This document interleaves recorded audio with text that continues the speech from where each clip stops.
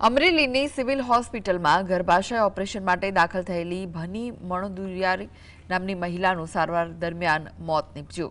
બોટાદ જિલ્લાના ટાટમ ગામની રહેવાસી મહિલાના મોતના પગલે પરિવારજનોએ હોસ્પિટલ સામે બેદરકારીના આક્ષેપ કર્યા। હોસ્પિટલ સુપરિન્ટેન્ડન્ટ દ્વારા મૃતકના પરિજનોને તપાસ કરવાની ખાતરી આપવામાં આવી છે। પોલીસ દ્વારા ईडी दाखल કરી આગળની કાર્યવાહી હાથ ધરાઈ છે। પરિવારજનો અમરેલી સિવિલ હોસ્પિટલ ખાતે એકત્રિત થયા હતા। કોંગ્રેસ નેતા જેનીબેન ઠુમર સિવિલ હોસ્પિટલ ખાતે પહોંચી પરિવારજનો સાથે મુલાકાત કરી। પોસ્ટમોર્ટમ રિપોર્ટ આવ્યા બાદ મોતનું સાચું કારણ સામે આવશે।